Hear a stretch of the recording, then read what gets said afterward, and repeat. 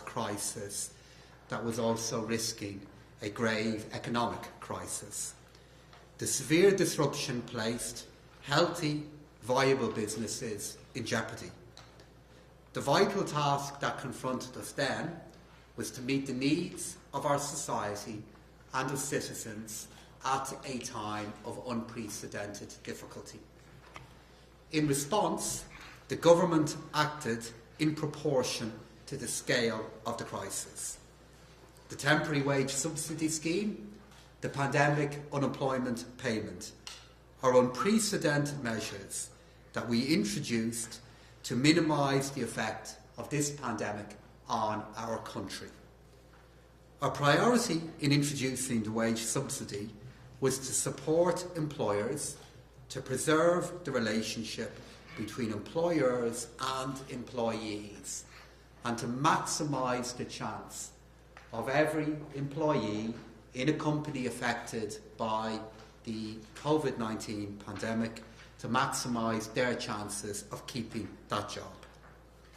We did this by subsidising a portion of the employer wage bill in circumstances where the employer's business was negatively impacted by the restrictions that had to be introduced to stop the spread of this disease.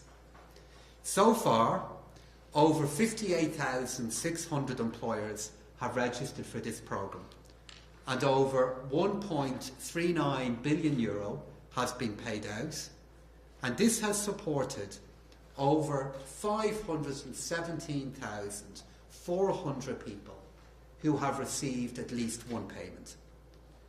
In the subsequent period, we've now made really significant progress in tackling this disease, and we look forward with a degree of confidence to the reopening of our economy. However, despite these very positive developments, many employers, many employees continue to be under severe strain. And although the scale remains uncertain regarding the future, the country has suffered a severe and an unprecedented shock arising from this pandemic. We are still in an exceptional time. However, we will come through this, and we will ensure, through the actions we can now take, that we can face the future with confidence. As the roadmap for reopening society and business indicates, public health restrictions will remain in place for certain business and employers across and until August. Many businesses, many employers are having to grapple with a novel set of arrangements and really unique challenges as part of reopening their business. Equally, it's critical that we continue to provide support to otherwise viable firms during this transitional period from lockdown as they create a new normal for their businesses. In recognition of the challenges still faced by many across our country, the government has agreed today that the wage subsidy scheme will remain in place until the end of August. We will continue to monitor the scheme closely in the coming weeks and months, noting that it is expected that there should be a continued decline in cost and in reliance as the public health restrictions are eased through the summer. Although it is very early days and further analysis is required, there are now some indications in the latest data that was published by the Revenue Commissioner last night that there has been a continued increase in the number of employees moving from the wage subsidy scheme and the pandemic payment to regular employment. This is exactly the kind of trend we would envisage as the economy and the labour market continues to change. And clearly, the extraordinary level of support that is in place now can't last forever. But equally, the unprecedented shock that many businesses, big and small, all over our country have experienced will take some time to resolve. So in these circumstances, it's correct for the government to continue to support businesses so that they are in a position to bounce back. It's also right to continue to provide income security to those citizens at that point. I've been very clear in what I have said, and I've acted in this way since the onset of the crisis, that the point of having national finances that were in very good order before this crisis was the ability to respond back with really big measures during a period of such strain. It is what our country needs, it's what our economy has required to adjust at a time of such difficulty. And this latest decision follows on from all of the others that myself, Regina and the government have taken to support our country at a time of change. We understand that as the reopening plan continues and as companies look to how they can re-employ in the future, that further decisions will be needed, and we stand ready to take those. But this is a decision here today in the continuation of the wage subsidy scheme up to the end of August that is about providing the security and certainty that employers need to keep the jobs that they have and to get more of our citizens and more of our country back to work. Thank you. Thanks, Paschal. So, firstly, I'd like to acknowledge the absolutely incredible work that my department staff have delivered over the last few weeks and the really important role that the pandemic unemployment payment has made. Because when the crisis suddenly broke, we were successfully able to provide assistance and relief to over 600,000 Irish people who lost their income suddenly and, as we well know, without any warning. The pandemic unemployment payment was the most successful, effective and remarkable emergency response in the history of our nation's social welfare service. When we look back in years to come at the COVID-19 health crisis, I think we will appreciate how the payment ensured social harmony and assisted the strong compliance with the necessary health restrictions which we all know had to be taken. So the gentle recalibration that we're announcing today brings the payment closer to the type of appropriate assistance we would have originally introduced if we'd had the time and the bandwidth to design a targeted approach. However, the virus didn't give us the luxury, and we couldn't let the perfect be the enemy of the good. We had to concentrate on delivering the best possible impact at top speed.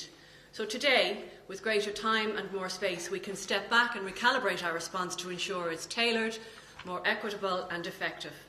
So firstly, the PUP will continue for the foreseeable future.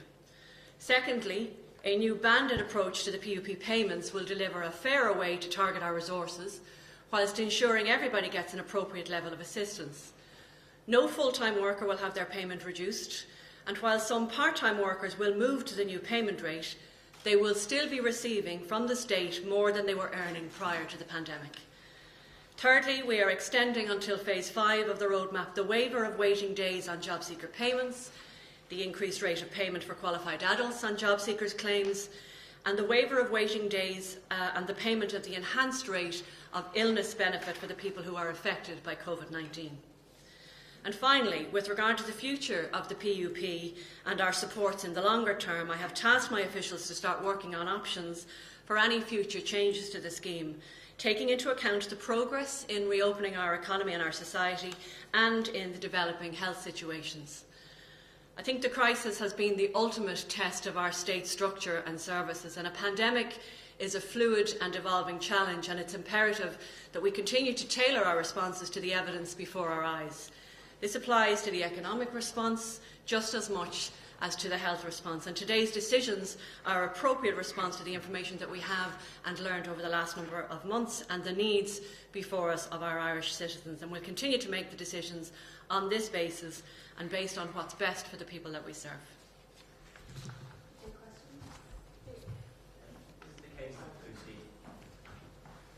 Sorry, the two schemes have been extended till the end of August. Is it the case now the two schemes are intertwined, or do you foresee a situation where one will last longer than the other? Could the wage subsidy scheme last longer than the COVID payment scheme, for example? Well, I think it is the case that these two schemes are integrated. And myself and Regina have worked very hard now since the introduction of both schemes to look at how they can complement each other. And it could well be the case that as the measures that Regina is announcing here today are introduced, that some measures in relation to the wage subsidy scheme do continue beyond the pandemic unemployment payment. And what we are looking to do is, through the measures that were introduced by Regina and her department, is support our citizens who don't have a job during the period of COVID, and through the wage subsidy scheme, support those who are still in a job, are looking to go back to their employer through the wage subsidy scheme. And the announcements that are being made here today complement each other with regard to that. And just for clarity, is the cut for part-time workers, is that effective as of next week? No, so sorry, I should have said, and it does say it in the press statement.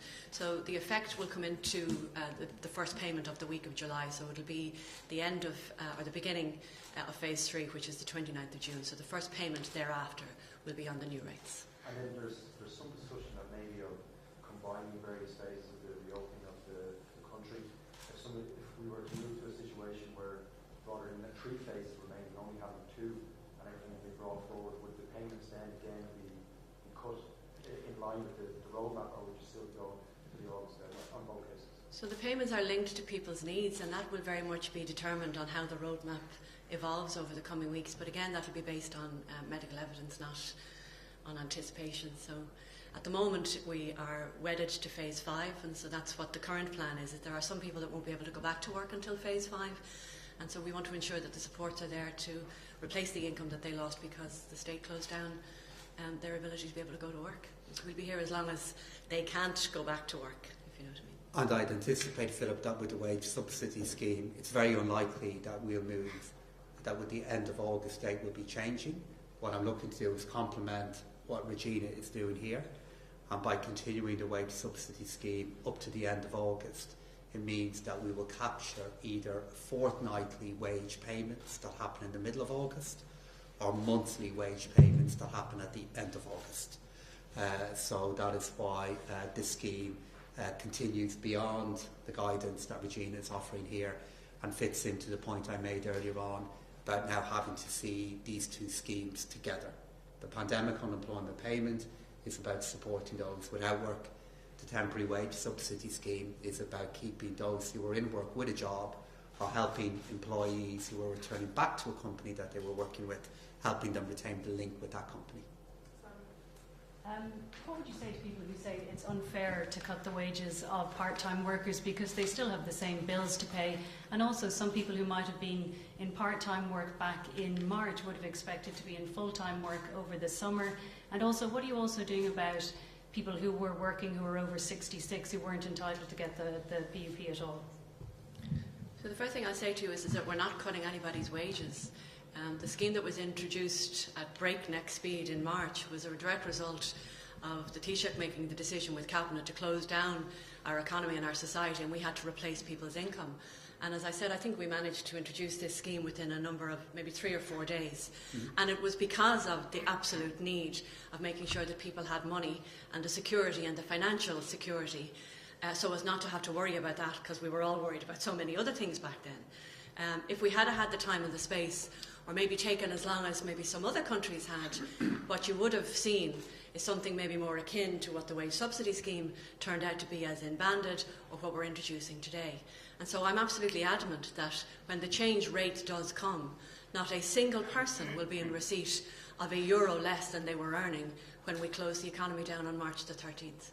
And I think that is fair, I think it's equitable, and I think it addresses some of the issues and the concerns that people have raised, that we're all aware that this money wasn't sitting in the bank, it is being borrowed, and I think we had to be fair.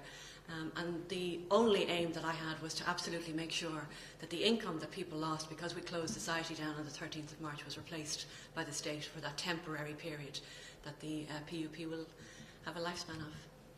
And sorry, to answer your question about over 66s, because the employment legislation that governs this particular scheme doesn't cater for people over 66, because that's the retirement age, and the pension and the state pension, contributory and non-contributory kick in then as the bedrock of our offering for some of our older citizens. The only thing that was available to me was to offer people supplementary welfare rates. And we have extended on numerous occasions, every time I open my mouth, to say that if anybody has outgoings more than their current income, which is their pension, to come to us. And in fairness, some pensioners have, and we've helped. But I know probably not as many as would have received the payment. But that's just the legislation that governs employment assistance in the country at the moment. And just to emphasise what Regina has said there, both Regina and I now have had many meetings and engagement on this subject over the last number of weeks. And what both of us are looking to do are make changes that are fair, which is what Regina is doing here today. To reiterate, by making this change, by bringing in a banded PUP payment, we're doing this in a way to ensure that nobody is worse off. And by making a change like this, it also allows us to make these kind of payments more sustainable across the period in which they are being extended for. So we've worked really hard, we've considered lots of options, we want to be fair, and we want to ensure that really huge measures that were put in place, that they're now targeted in the right way, and we're supporting our citizens at a time of such difficulty.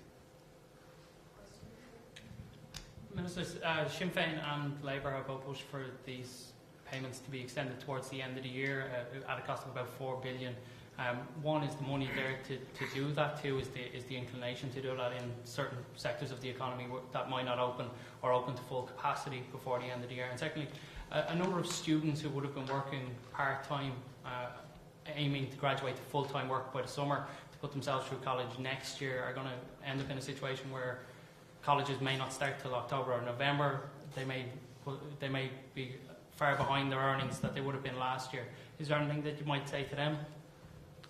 So the first thing I'll say to you is with regard to the finances is that thankfully we had our new estimates passed in the Dáil just over a week ago, maybe 2 weeks ago at this stage, and the finances are there to continue employment assistance in the lines of what we've outlined today. It wouldn't be there in what Sinn Féin or the Labour Party are asking for, but actually I don't see the logic of their statement, to be honest with you. It's proposing to pay people long after they've gone back to work. But with regard to the younger people, and particularly the students, and I know it has been a lot of the talk of commentators over the last couple of months, they're going back to work. Nearly 6,000 of them went back to work last week, 4,000 the week before. And so as their jobs open back up and as opportunities open back up, and obviously in the future at some point we'll have retail, we'll have hospitality and stuff, our students will go back to work. They want to work, they want to earn, but more they want to have their lives back. You know, it isn't a case of that, you know, they're shored up in a room counting their euros from the PUP. They want their lives back the same way all of us do. Well, and due to the work that Regina, that Heather, and work that I'm trying to support, people are going back to work. Over 30,000 of our citizens have left the PUP now each week over the last number of weeks. And with the decisions that are going to be announced later on today by the Taoiseach, the Minister for Health, by our colleagues, we're looking at how we continue to get the balance right between reopening the economy and our public health. And today is part of that journey. And I've already, in my opening statement, I made the point that because of the kind of decisions that we're announcing here today, because of the work that has been led by Regina, that I've been part of regarding how we can structure the PUP in the future so that it can be fairer across the period in which it's going to be in existence, we can sustain programmes like this for the time that has now been announced today. In relation to the wage subsidy scheme, by the end of August, in advance of the end of August, the government of the day will make further announcements regarding the future of this scheme. I will reiterate what I said earlier, however, which is that there will not be a situation in which this scheme can disappear for everybody overnight. This will be decisions will have to be made regarding how we can amend the scheme very carefully so that it reflects employees' income growing and companies becoming more viable. And we will work on that in the coming weeks. We already have some very helpful information beginning to come in from the Revenue Commissioner that will help with this. These decisions here today are about giving confidence to companies that across a critical period of the summer, particularly for tourism, particularly for hospitality, particularly for companies that are making hard decisions today regarding how they reopen, that this support is available for our country up to the end of August. And we're engaged in trying to make affordable and realistic and fair choices about how to do that. Just on a point of clarity first, the PUP payment, is that ending from the start of phase 5 or the end of phase 5? So it's due, based on the decision that was made today, to be phased out at the beginning of phase 5, as people have the opportunity to go back to work. So it'll be from August 10th? Yeah, It's gone.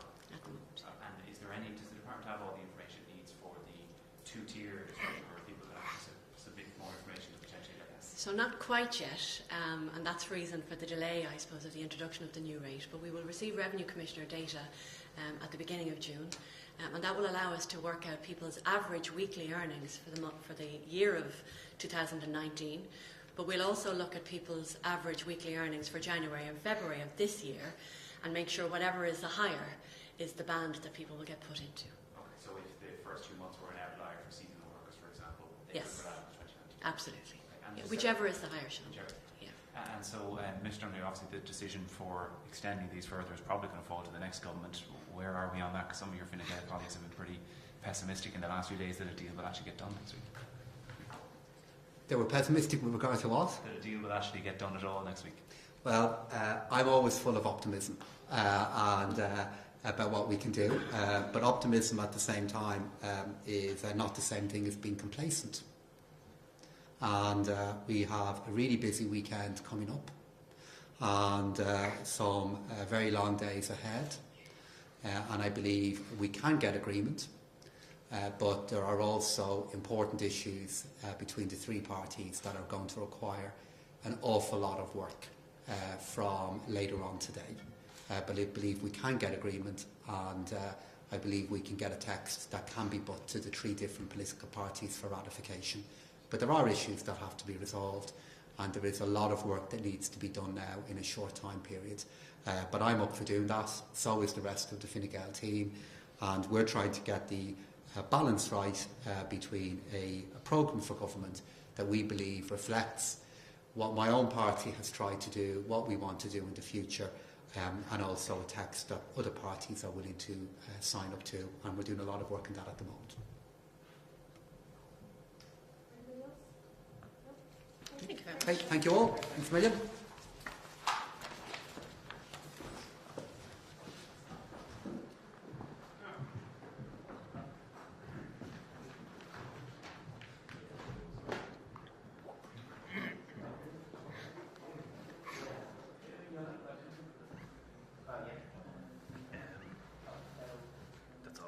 Yes, exactly. Yeah.